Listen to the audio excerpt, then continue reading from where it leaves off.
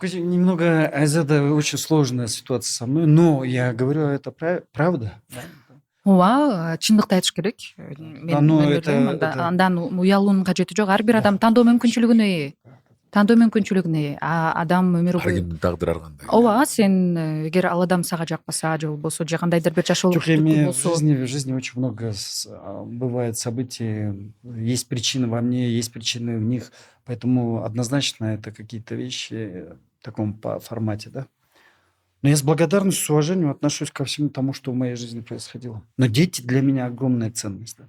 Поэтому я не знаю, может быть, для этой темы я, не совсем лучший, скажем, такой... Жок, наоборот, биз тескерисинче биз идеалдууларды көрсөткүбүз келбейт. Да, Эл да. көрүш керек, бизди көргөн көрөрман. Демек булар идеалдуу деп элестетсең, булардын деле артындагы скелет шкафу бар турбайбы, конечно, эмне үчүн деген сыяктуу алар дагы өзүм катардагыдай сезүүгө чоң бир мүмкүнчүлүк түз бере алат деп ойлойм да мен. Я в этом плане согласен. Ничего идеального нет, поэтому... Биз идеалдуу эфир кылганга даярданалы. Бир саат болсо дагы биздин камераларыбыздын кызыл түсү күйүп калган экен. Демек ойдо подкаст ар бир көрөрманыбызга салам айтабыз. Саламатсызбы. Кош келипсиздер. Биз абдан кубанычтабыз. Бизде бүгүн сыймыктуу инсан Эдуард Кубатов маанилүү, маңыздуу, кызыктуу маек болот деген терең ишеничибиз бар. Эдуард мырза, сөзүбүздүн башында мындай билем философиялык суроо: сиз өзүңүздү бактылуу инсанмын деп эсептейсизби? Сиз үчүн бактылуулук эмне бул? Мен ачык сөз бактылуу инсан деп эсептейм. Ошо именно Эвересттен кийин мага чоң мындай бакыттагы чоң мындай кандай десем, чоң жашоо келди. Жашоом да өзгөрүп башталды. Бактылуу инсан дейм, потому что азыркы мезгилде мен эң жакшы көргөн жумуш менен алекмин, спорт менен алекмин, чоң эл аралык альпинисттик проекттер менен алекмин. Жанымда сүйгөн кишим, жанымда жашынакай балдарым бар. Бактылуу кишим, жакшы зыңкыйган касиеттүү жеримде жашайм, кыргыз элимде, кыргыз жеримде. Жанымда кыргыз элим бар. Поэтому мен бактылуумун. Эверестке чейинки Эдуард Кубатов бактылуу эмес беле? Эверестке чейин Эдуард Кубатов анчалык бактылуу эмес болчу. Себебин билсек болобу? Себептер көп. Турмуш, жашоо, менин ошибкаларым, катаалчылыктарым, көп нерселер болгон.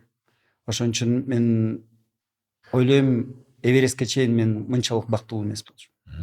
Сиздин атаңызга аябай мындай ыраазы болгонуңузду айтып жүрөсүз. Алгач тилекке каршы эртеп өтүп кеткени дагы белгилүү. Ошол бактылуу балалыкты сизге тартуулаптыр. Сиз өзүңүздүн балдарыңызга бактылуу балалыкты тартуулай алдыңызбы?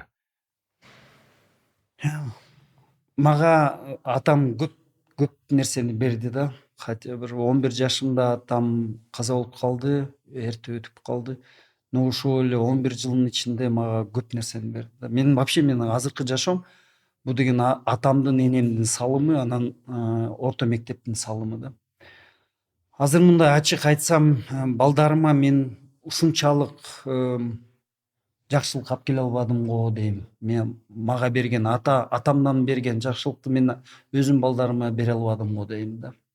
Но мен азыркыга чейин аракет кылайын, аракет кылып жүрөм. Дагы убакыт бар. Мен дагы жакшы ата болгонго дагы шартым бар да. Балдарыңыз жөнүндө айта кетсеңиз, канча балаңыз бар, канча кызыңыз бар? Жаштар канча да аттары кийин дегендей. Социалдык баракчаларыңды койсо. Менин 4 балам бар. Улуу балам Алиаскар 23 жашта. Кичүү балам Даурен. Улуу балам Американский университетти бүтүп, Лос-Анджелесте бир пландарыбыз бар эле, Лос-Анджелесте, Америкада иштеп эметиш керек эле, но тилекке каршы өзүнүн чечими менен азыр деген Кыргызстанга келип, азыр кыргызский футбол биримдигинин ичинде техникалык специалист болуп иштейт, анан ошол жерде тренер болуп иштейт футбол боюнча. Бул өзүнүн жеке мындай чечими, мен аны колдодум. Азыр көрүп атам, аябай бактылуу чечим, мындай аябай жакшы туура чечим болду, потому что балам бактылуу азыр. Кичүү балам Даурен азыр деген Гонконгдо технологический эң атактуу Гонконгдо университетте окуйт, жанагы искусственный интеллект факультет боюнча. Вот бул жакында келет, буюрса мен да 1 жыл көрө элекмин баламды, буюрса келет Гонконгдон. Ийгиликтүү окуп атат, жакшы. Кичүү кызым, улуу кызым Дарья, она американский европейский школаны бүтүп атат. 1 жыл калды, буюрса дагы келечеги экен. Кичүү кызым София, ал 8 жашта, биякта жакшынакай школдо окуп 2 класста, жакшы келатат. Анан негизи сиз өтө ачык эле адамсыз. Эфирден тышкары нерсени деле мен эфирге айткым келип турат. Идеалдуу адам болбойт. Сырттан карасак Эдуард Кубатов тоолорду багындырып, тоолору менен бирге бийиктикте жүргөн мырза сезилет, бирок анын дагы мындай шкафтагы кара сөөктөрү барбы же жокпу деп ойлонгум келет. Анан ошол айтып өттүңүз өзүңүздүн жеке жашооңуз боюнча балдарыңызга болгон мен аларга бактылуу аталыкты, бактылуу балалыкты өзүмдүн атамдай бере албай калдым депчи. Эмне себептен деп ойлойсуз?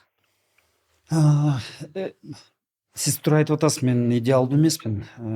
Менин жашоомдо аябай эле көп катачылыктар болгон, аябай чоң ошибкалар деле болгон. Жеке жашоомдо дагы көп нерселер мындай туура эмес болгон.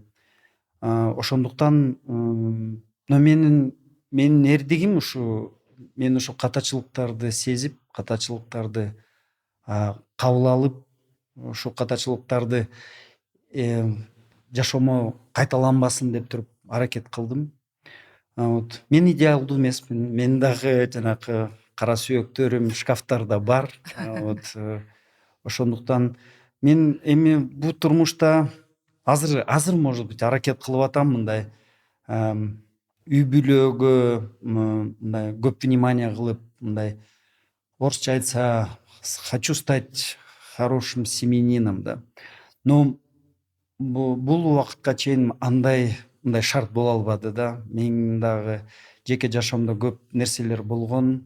Мен 2 жолу үйлөнүп, 2 жолу ажырашкам.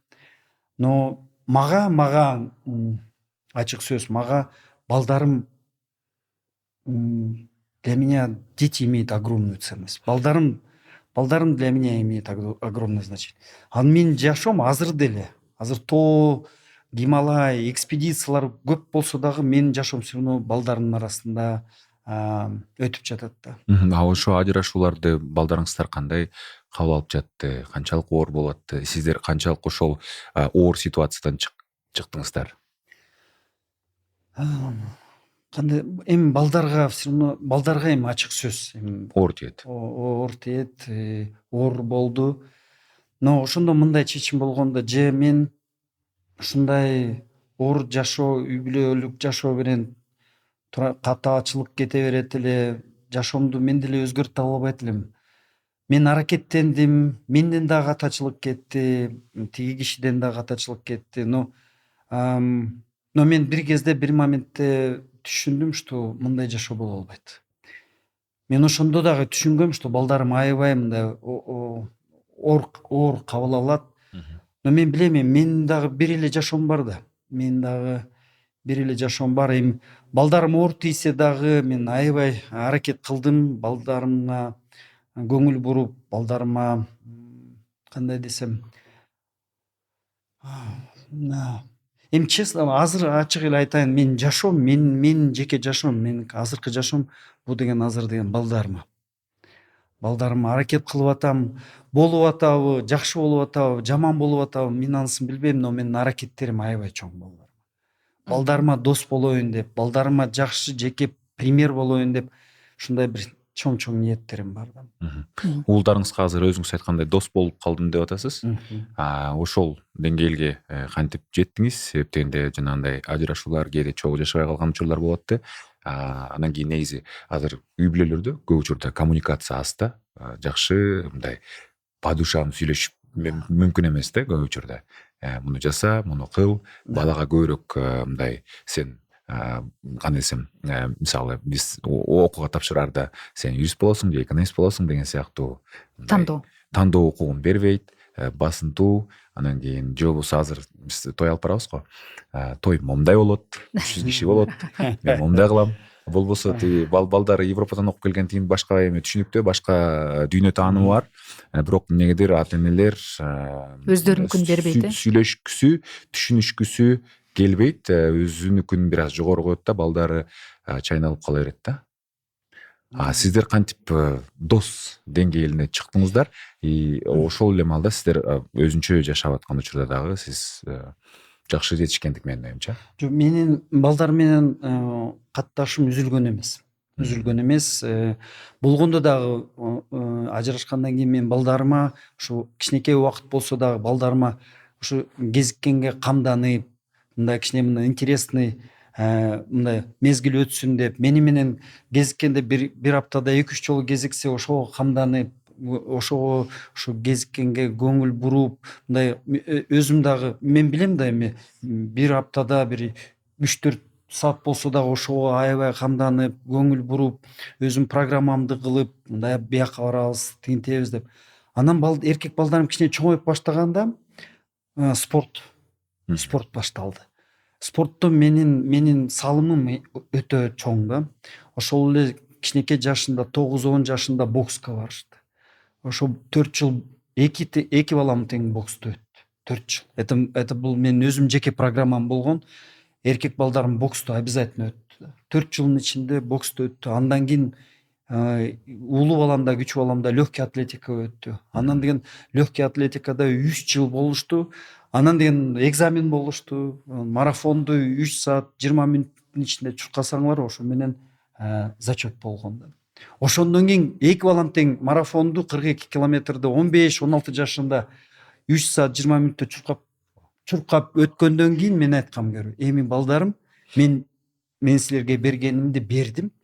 Эми спорт боюнча силердин өзүңөрдүн чечими болот. Кимге кандай болосуңар, кайсы жака барасыңар, кайсы спорт менен алек болосуңар, бул деген силердин жеке чечимиңер болот. Это будет ваша ответственность деп туруп определить. Ошондо эркек балдарым кичине чоңоюп келатканда, спорт кошулганда, анан биздин дагы мамилебиз, мындай отношенияларыбыз да өзгөрүп башталды да. Ошо аябай спорт аябай жакындатат да. Даже атасы менен баласын именно спорттагы жакындатат. Ошо анан чоңоюп келгенде 14, 13, 14 уже чоңоюп келип подросток болуп келгенде атанын салымы аябай күчтүү да. Үйрөтүп, мындай бол, тияка барба, мындай жаса.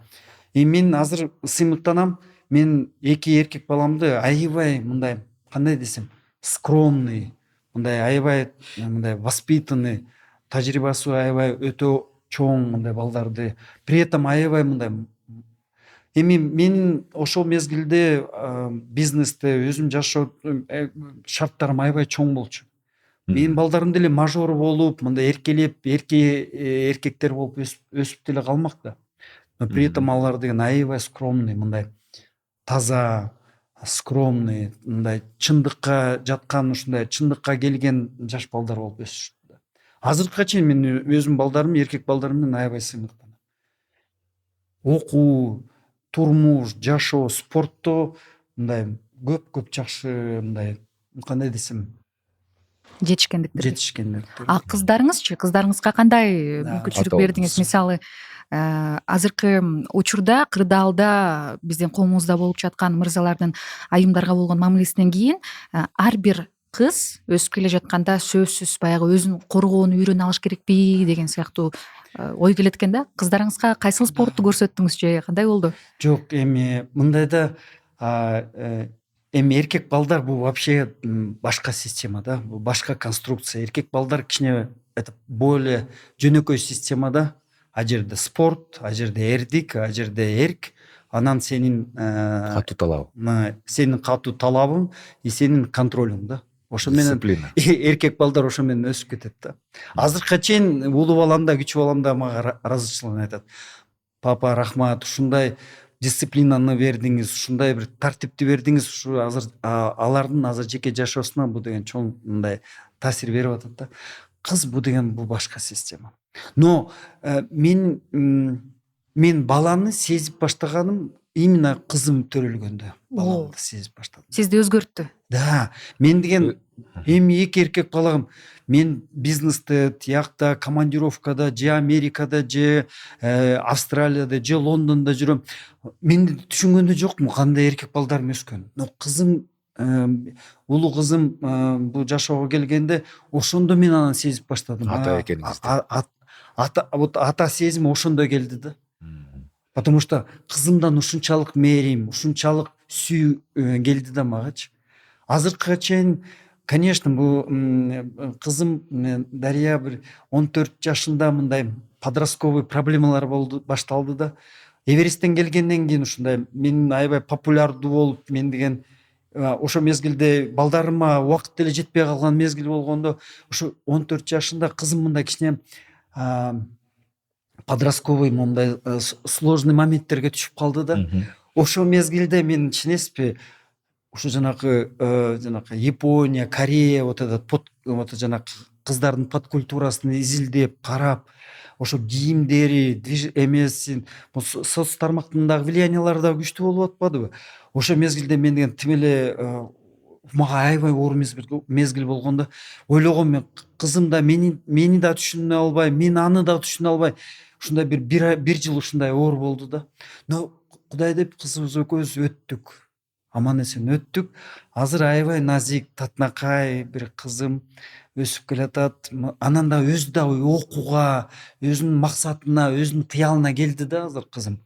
Азыр кызым менен кээ бирде оор маселелер болот, кээ бирде түшүнбөйбүз. Но азыркы моментте кызымдын бир туура жолу келатат да. Ошого мен аябай ыраазымын да. Кыз менен кичине мындай оорураак болот экен да, кыз менен. Кичинекей кызым өсүп келатат, 8 жашта. Эми кичинекей кызым жанымда, поэтому мен убактым да көбүрөөк, вниманием да көбүрөөк кызыма. Но анан дагы азыр сиз туура айтып кеттиңиз, аялзат, кыздар. Мен дагы азыр көрүп атам да, биз дагы бир коом кичине бузулуп келатат да. Кыздарга мамиле, аялзатка мамиле, ошол эле аялдарга туура эмес мамилелер болуп, азыр Казакстанда мондай жанакы министр экономика боюнча жаман мондай окуялар болуп атпайбы? Ошону көрүп алып, мен дагы кичине кандай переживация этип, өзүм эки кызым өсүп келатса кандай болот? Мен дагы азыр ойлойм, азыр коом дагы жакшы өзгөрсө, мындай кандай десем, жакшылыктар келсе, потому что мен дагы переживаю. Кызымдын жашоосу кандай болот? Кандай эркек, кандай жубай, эми кандай жанында спутниги болот? Сейчас эркек жөнүндө вообще сөз жок. Мен эркек балдарым жөнүндө вообще оюмда жок. Но кыздарымды эстегенде, кыздарымды ойлогондо, конечно, аябай чоң переживаниялар болот да.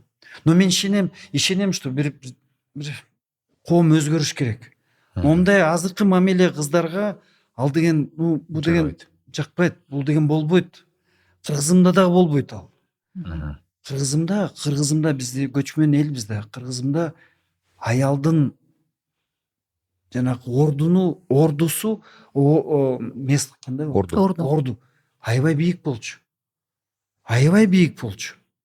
Биз башка мусулман өлкөлөрдө андай эмес болчу. Биз деген көчмөн, эркин эл болчубуз. Себеп эмнеде деп ойлойсуз ушундай күндөгү азыркы болгон маселенин? Азыр мен ойлойм, бул деген кичине карачылык бар да. Мындай кандай десем? Караңгылык бар.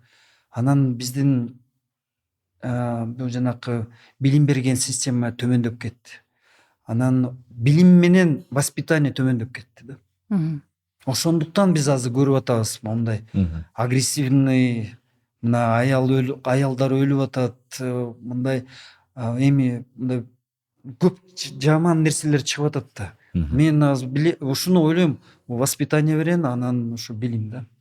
Сиз уулдарыңыз менен бир толкунда, бир темада, бир тилде болуш үчүн спорт бириктирди деп атасыз. Бир негизи эле балдар менен бир чогуу иш жасаганда дагы көбүрөөк аларды түшүнүү дагы жеңил болот окшойт. Ага эле кыздарыңыз менен ушундай бир иш аракеттериңиздер барбы? Мисалы үчүн дем алыш күндөрү бир жака чыгасыздар, бир нерсе жасайсыздар.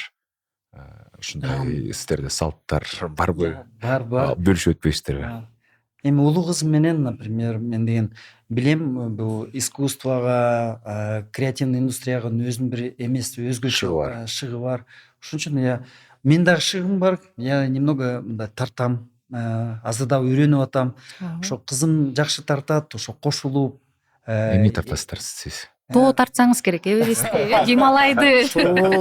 Именно не портрет эмес, киши эмес, именно жаратылыш, тоолор, Ошо. ысык Пейзаж. көл, анан ушундай бир экөөбүз иногда мындай тапканга чогуу чыгабыз, вниманиябыз. Анан деген өзү дагы мындай бир кыялы бар, мындай эл аралык системага модель болоюн деп. Анан мен айтам, кызым, бул мага, мен да айтам, может быть, бул туура эмес, азыр окуга эле мындай басым көңүл десем. бурбайлыкпы десем, при этом окууга да 3 саат караңгы, мына караңгы 3кө чейин окуйт.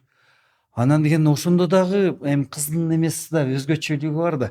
Ошо мен дагы модель болгом, ушундай Париж, ошол эле Корея, Япония, Европаны карап ушундай.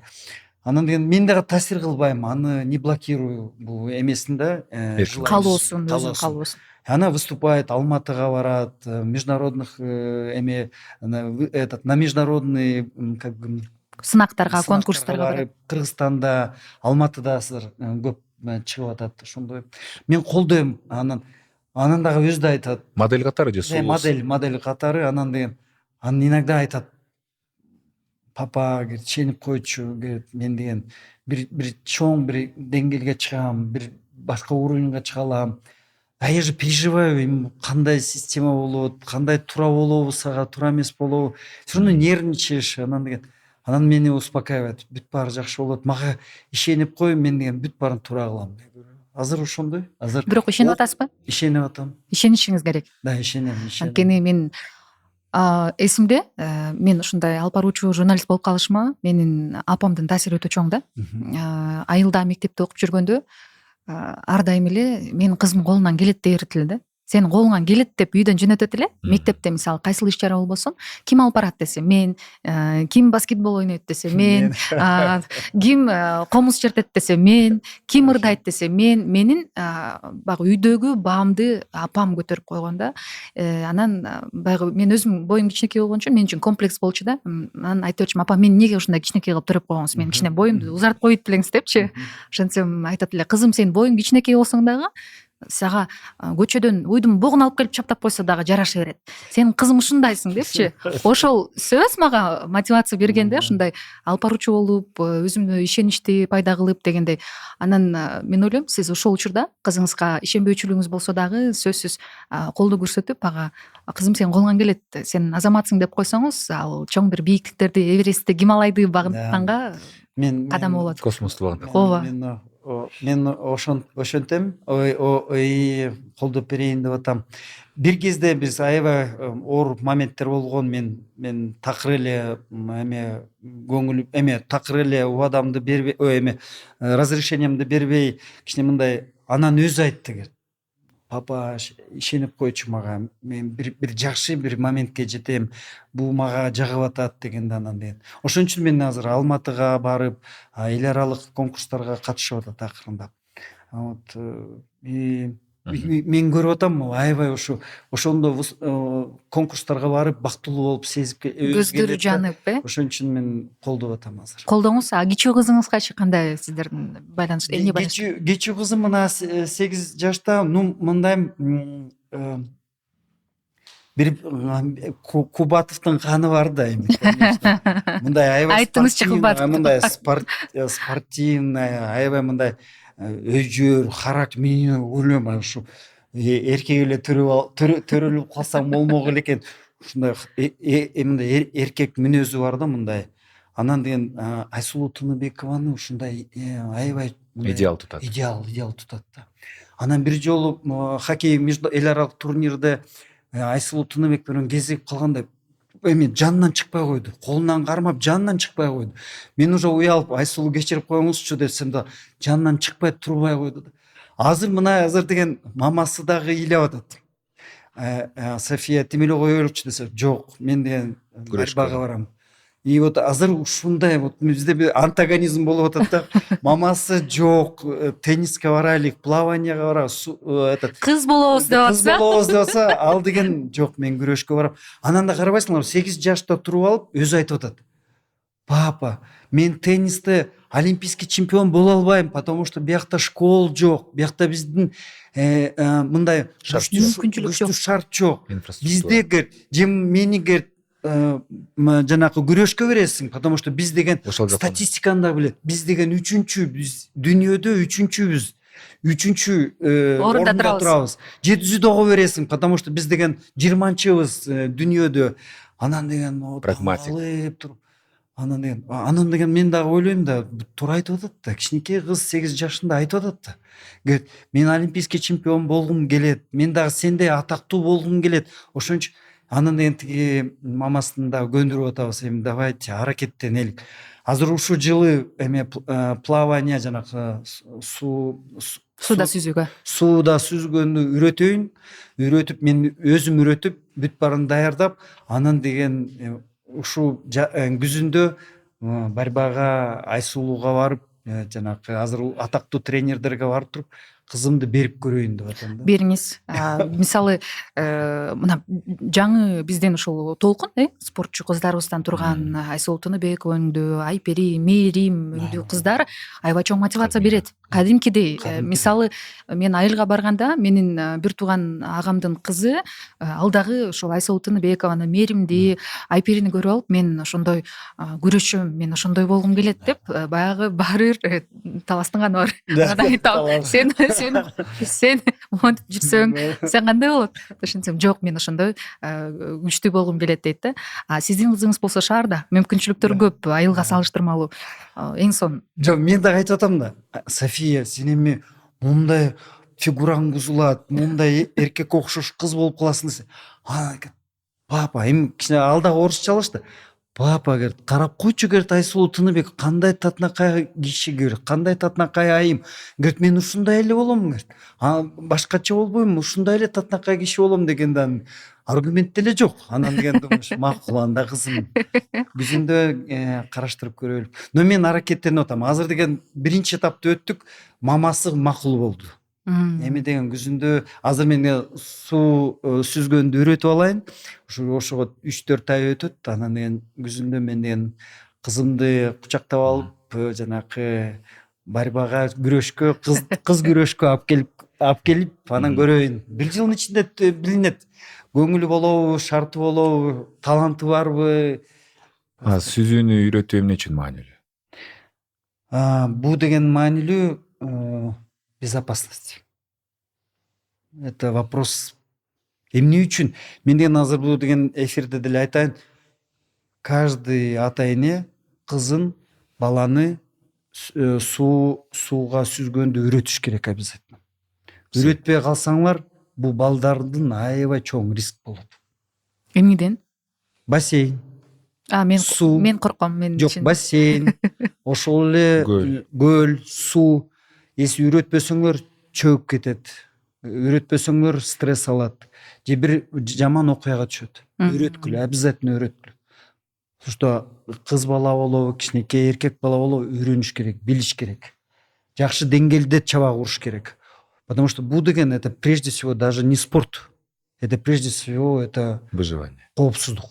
Эң сонун. Баланын коопсуздугу. Жеке жашоо жөнүндө, балдар жөнүндө аябай көп сүйлөштүк, бирок Эдуард Кубатовдун өзүнө келсек кандай болот? Эвересттен тышкары азыр буюрса дагы чоң бийиктиктерге даярданып аткан экенсиз. Ошолор жөнүндө айтып берсеңиз. 12 апрелде космонавтика күн болуп атпайбы, эл аралык космонавтика. Мен аттанып Гималайга сапар алам. Ушул жылы меники эми 3 жыл мурун Эверест болгон, эми азыр ушул жылы меники план боюнча 3 аябай улуу бийик тоо болот. Биринчиден Лхотса деген тоо, Гималайда, Непалда 8516 метр. Ошого кычкылтык колдонбой чыкканга аракет кылам. Ошондо Алла таалам шарт берсе, бул деген улуттук рекорд болот альпинизм боюнча. Андан кийин аман эсен чыгып алсам, сразу ошо жанакы базовый лагерь Макалуу деген тоо бар. Ал деген 8848 метр. Эвересттен бир 300 метр жапызыраак. Экинчи тоо болот. Орусча айтканда бул деген сплит восхождение болот, сплит. Отдыхсыз эме жанакы бир тоодон кийин экинчи тоого чыкканга аракет кылам. Ошондон кийин июнь айында буквально бир аптага мекениме кайтам. Келип кичине ден соолугумду чындап түздөп алып, анан Пакистанга кетем. Пакистанда Каракорум деген тоо система бар. Аябай Гималайдан кийин эле экинчи эң бийик тоо система, тоо кыркасы это Каракорум деп аталат. Ошо Каракорумда К2 деген тоо бар, пакистанча Чогори деген тоо бар. Ал экинчи тоо, бийиктик боюнча 8611 метр, но эл аралык эң бийик тоолордун арасында эң жапай, эң оор, эң мындай аябай страшный тоо да. Ушул К2да, кечиресиз, К2да уровень смертности деп коет 34%ка жакындайт. Мына карабайсыңар, 3 альпинист баратканда, 3 альпинист эси бир командада баратканда биз билебиз, үчөөбүздөн бирөө калат. Ушунчалык аябай оор, жапай оор тоо. Ошон үчүн июль айында мен деген К2га кетем. Кыргыздын тарыхында бир дагы альпинист К2га чыга албаган. Кыргыздын тарыхында, Кыргыз спорт Советтер Союзунун тарыхынан баштап келет 4 жолу аракет кылган. 4 жолу тең альпинисттер чыга албаган. 2008-жылы эң кыйын, Кыргызстандын эң кыйын альпинисти Губаев деген альпинист болгон, мастер спорт международного класса. Эң жогорку деңгээлдеги спортсмен болчу. Ал деген 8600 метрге чокусуна чыгып, алы жетпей калган түшкөнгө. Ошону менен каза болгондо. Мында бир оор тарых бар да ушу тоо мененчи. Но мен ушу тарыхты оор кара страницасын өзгөртүп бир аракет кылайын деп атам да. Чыкканга бир аракет кылып, может быть, ошол статистиканы билип туруп, ошол фактылардын баарын билип туруп, сиз эми Эверестти багынтып тарыхта калган инсансыз, эмне үчүн ага барып жатасыз? Кандай себептер, мотивация сиз үчүн? Бул эми карабайсыңарбы, альпинизм бул спорт. Спортто если достижение болбосо, ал спорт эмес уже. Эми, конечно, сиз туура айтып атасыз. Эми Эвересттен кийин мен деле азыр жыргап, ошол эле Кыргыз альпинизм федерацияны жетектеп эле лекцияларымды окуп, ошо кыргыз элимдин жанагы сүйүүсүнө жыргап эле жүрө бермекмин. Ошентип элимдин сыймыгы болуп эле кете бермекмин, жыргап элечи. Но мен спортсменмин да. Мен биринчи катар мен кыргыздын жаранымын, но экинчи катары мен деген спортсменмин да. Анан да мен дагы бир чоң жетишкендикке жетейин деп аракеттенип атам да. Эмки максат, мен да карабайсыңар, Эвересттен кийин келгенде мен дагы бир 2 ай депрессияда болдум да. Эверестте эми карабайсыңар, мен Эверестке 7 жыл камданып, анан бир мезгилде Эверест болуп калды да. Анан Эверест болуп калгандан кийин меники же максатым жок болсо, же кыялым жок болсо, жашоомдун бир значениясы да түшүп калды да. 2 айдын ичинде ушундай оор акыбалда турдум. Июнь месяц, 3 жыл мурун да. Анан деген айттым, көр, мындай жашоо болбош керек. Мен дагы чоң максаттарды коюш керекмин. Менин жашоом дагы кандай өзүнүн значениясы болсун деп туруп, дагы жанагы спорт максаттарды койдум да. Ошо спорт азыр чоң максаттардын ичинде К2. Аракеттенейин, эси Алла таалам шарт берсе, Кыргыздын тарыхында биринчи кыргыз болуп, биринчи Кыргызстандын жараны болуп, ошо К2га жетейин, ошо ак барак ачайын деген бир чоң максатым бар да. Мен түшүнүп атам. Өмүр баалуу эмеспи сизге? Өмүр баалуу эмеспи? Аябай баалуу. Аябай. бирок чакырыктарды жасап турбаса жашоонун маани маңызы азаят Эң турбайбы? туура. Түшүнүктүү. Анда мындай я могу тоже эми ачык эле я могу тоже старость встретить вот в покое и в достижениях, да. Но если жашоомдо максат жоголсо, мындай жашоодо эле кереги жок анда. Ошон үчүн мени деле туура түшүнүкүлөчү. Кээ бир жерде мени көп жарандар дагы хейтердер деле айтат, эми эмне кыласың? тоого чыга бересиң, тоого эле чыга бересиң. Эми жашоом тоонун ичинде эле ушинтип эле. Эми анын эмнеси пайдасы эмне деп эле. Но мен деле айтып атам да. Анда эмне анда элдер күрөшөт? Анда эмне элдер чуркайт? Анда ошо да чоң максат, чоң спортивный бир максат бар, чоң жашоонун максаты. Меники вообще бул К2 менин даже спорт эмес, даже жеке жашоомдун максаты да. Аракеттенейин, Алла таалам шарт берсе жеңишке жетем. Шарт бербесе менин эрдигим жетет. Ишенип койгула, менин эрдигим жетет. Если мен деген если я почувствую, если мен деген бир сезимге келсем, если жете албайм, мага тоо берилбесе же кыйын болуп баратса тоо, менин эрдигим жетет, токтоп анан элиме жериме аман эсен келгенге кайра. Ооба, кандай болбосо дагы сиз элибиздин сыймыгы боюнча кала бересиз. Сиз кандай тоону багынтасызбы, мындан кийин Гималайга чыгасызбы, К2га чыгасызбы, баардыгы сиздин атыңыз ташка тамга баскандай тарыхта жазылат. Сизди кабыл алабыз, сизге ийгилик каалайбыз, бирок чындыгында баягы жашоодо ар бир мүнөттөрдө эле күрөш, мисалы атаандаштык күрөш, бирок сиз аябай чоң чакырык жасайт экенсиз. Чоң чакырык өзүңдүн жашооң менен, өзүңдүн таттуу өмүрүң менен мындай ойноо, аны менен көп эле мырзалардын эрки болбосо керек деп ойлойм. Ооба. Тоолорго чыгып анан кийин сизге табият абдан жакын болуш керек. Анан кийин мисалы үчүн азыр кийинки учурда мына көлгө барып эс алганда, пансионаттарга барганда аябай кейисиң да. Ушул пансионаттар салынбаганда көлүбүз кандай таза болмок эле. Могул кумтөр казылбай деле койсо кандай болмок эле. Биз кыргыз өзүбүздүн турмушубузду куруп кетип жашай бермекпиз да. Сиздин оюңуз боюнча ошол кумтөр казылбаса кандай болмок эле деп ойлойсуз? Себеби ал эмне деген өзгөрүүлөрдү, эмне деген мөңгүлөрдүн ээрүүсүн, эмне деген бир кандайдыр бир табигый бир өзгөрүүлөрдү биз үчүн, жалпы экология үчүн, экосистема үчүн терс таасирин тийгизип келет да.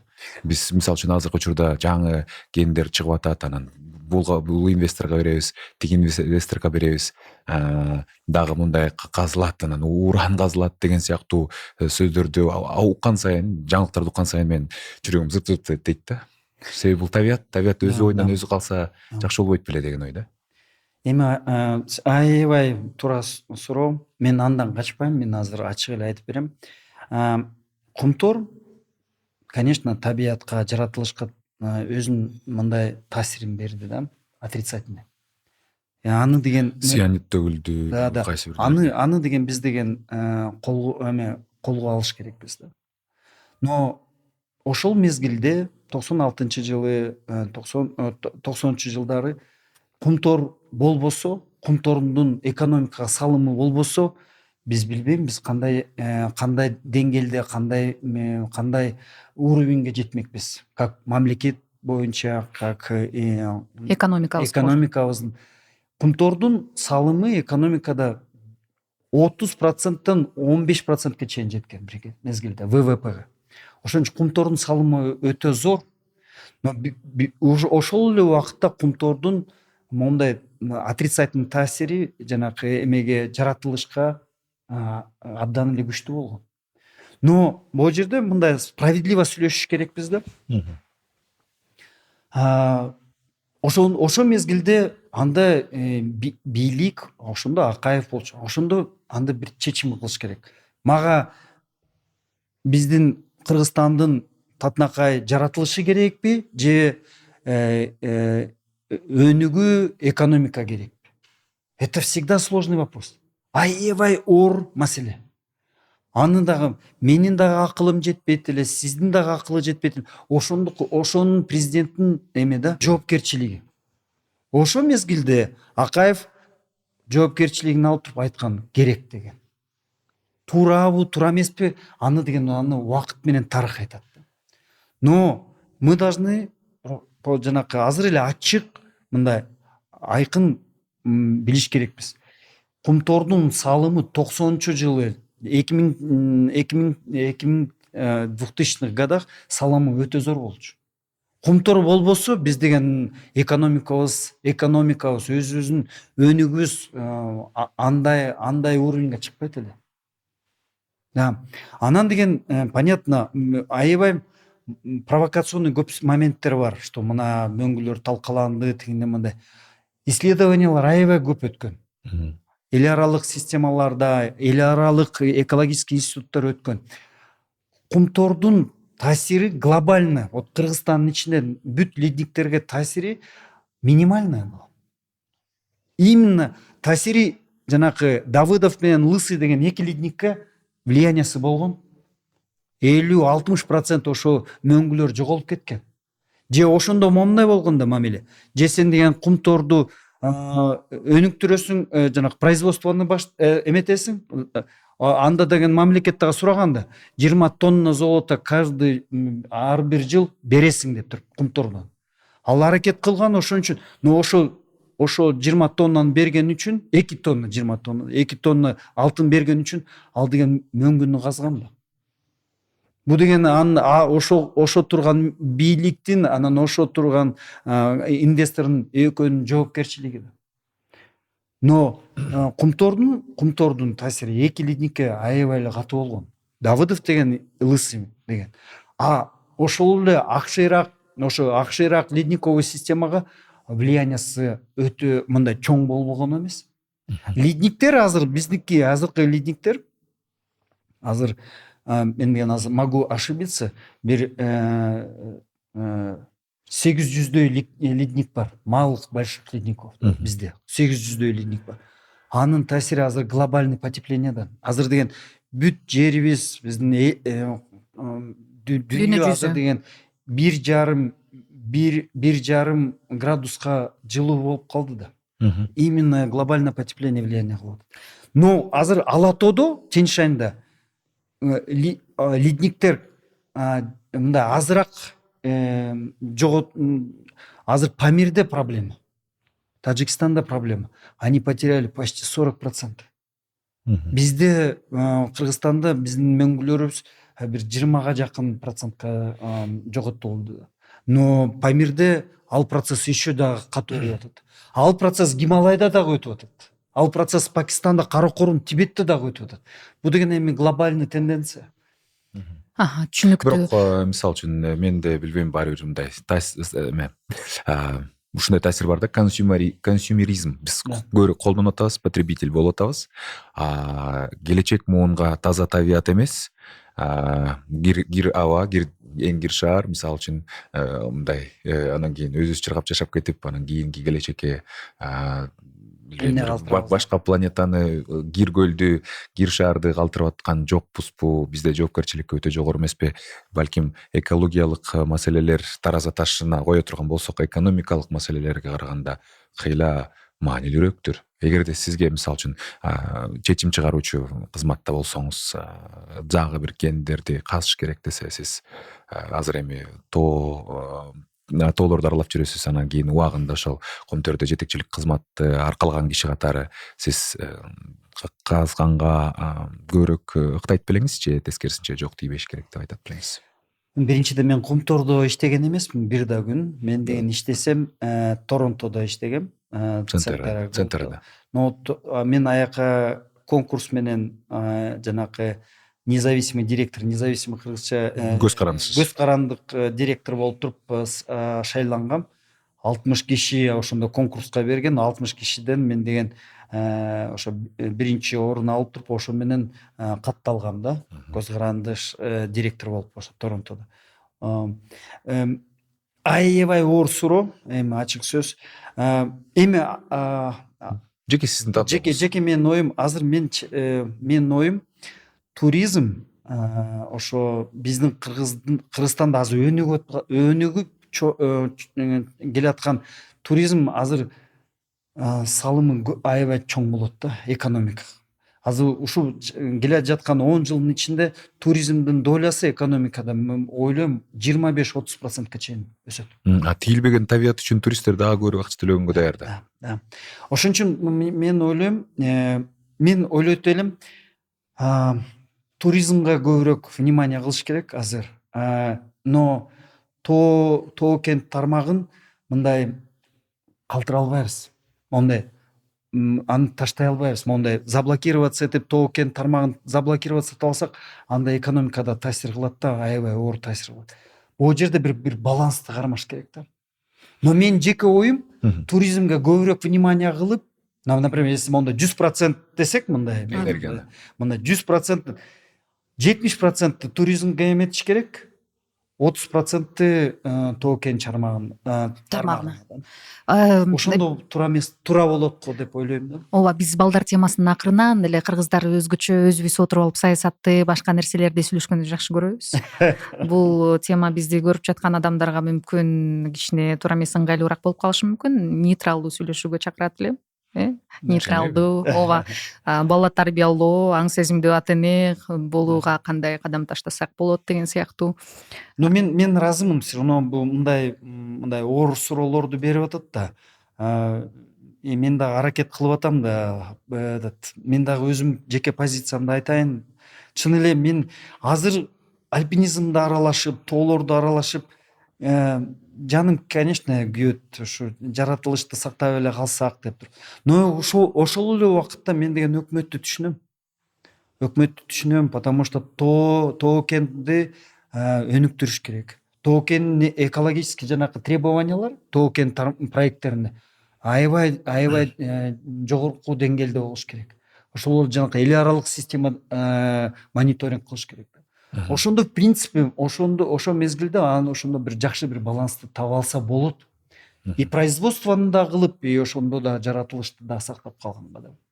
Ооба, себеби биз деген мисалы үчүн жайлоолорго барганда кадимкидей эме азыр эме такыр болуп калды, суу кир деп атат, анан кийин ошол жайлоодогу чабандардын көп аябай нааразычылыктарын угам да. Анан муякты каскан атат, буякты жетим тоону тешкен атат, анан дагы бир нерсе болгон атат дегенде аябай оор тиет менчи. Ал тема бардыгына оор тийсе керек. Анткени биз бул жердин абасы менен, бул жердин топурагы менен, ошол топуракка кайрадан барасың, топурактын ордунда жылбай тургандыгын баардыгы эле каалайт. Бирок азыркы замандын өнүгүүсү менен биз ногу со временем дегендей мүмкүн ал жакты биз жакшы билбейбиз. Биз жөн гана суроо берип коюш керек. Себеп дегенде Эдуард байке атайын кызматтарда иштеген, атайын кызматтардын жаңылыктар чыгат го күнүгө. Жаңы райондо жаңы имарат ачылды атайын кызматтын. Атайын кызмат негизи мындай жашыруун болуш керек эмеспи? Улам бизде деген жаңы кызмат, жаңы имараттар ачылып атканы салтанаттуу ачылыш болуп атат го. Сиз буга кандай баа бересиз? Сиздин оюңуз боюнча бул канчалык туура эмес? Ооба, мен атайын кызматтын офицери болчумун. 92-жылы мен деген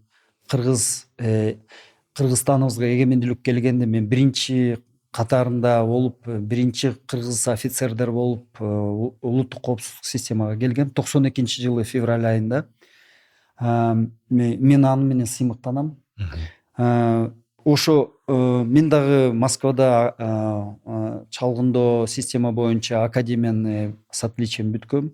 Аны да ошол менен да сыймыктанам, потому что улуттук коопсуздук система мага аябай көп жакшы мындай вообще органы национальной безопасности дали мне все практически. И знания, и ресурсы, и возможности.